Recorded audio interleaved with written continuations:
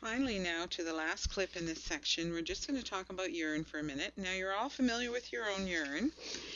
So, a freshly voided specimen should appear clear and have a range in color from pale yellow to deeper yellow. And of course, early morning specimens are darker because of you get a little bit dehydrated over the nighttime, and then they become more yellow throughout the day, lighter yellow. So, it's the more concentrated your urine is, the deeper the color. Color is also influenced by some foods like beets, some medications like vitamins, and some antibiotics. And if it's cloudy and turbid looking, it might be indicative of a urinary tract infection, which is the short form UTI.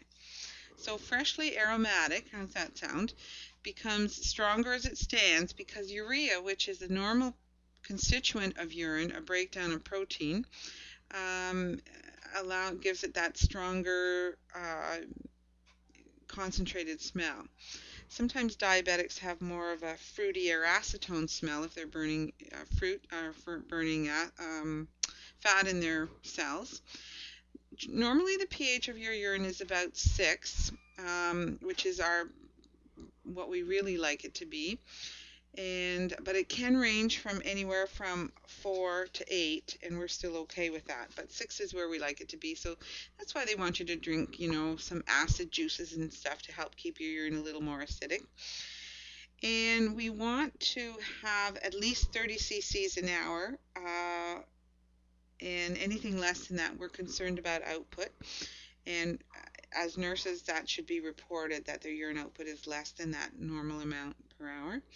We put about 1,500 mils out in urine a day on the average, 1 to 1.5 liters. And of course, your diet influences the constituents of your urine also. So if we look at it physically, we're doing a urinalysis. Most of it's water. The remaining 5% of solutes include things like urea, which, as I said, is a waste product from protein breakdown. It could have some uric acid, creatinine, which is a breakdown of muscle, normal, and some electrolytes. Okay, what urine is really the window to our metabolism, and so what isn't normal is glucose. We should have that in our cell. Albumin, which is protein, red blood cells, white blood cells, bile, pigments, all of these, if they're found in urine, would warrant investigation for more pathology. It would indicate there's something going on. These things should not be in our urine. They should be back in our bloodstream. As I said, your volume is about 1/2 to 2.5 liters.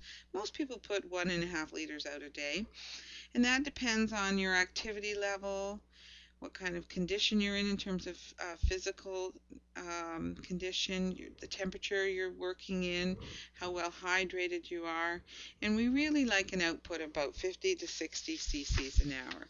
So a urinalysis is often done in a physical exam because it tells us if we find things that are untoward in it or abnormal, we worry that the person has something else going on. So that would warrant further investigation for sure. So that's the end of urinary, and we've got a couple more chapters in water and electrolytes and reproductive in this second part of A&P. So stay tuned, they're coming.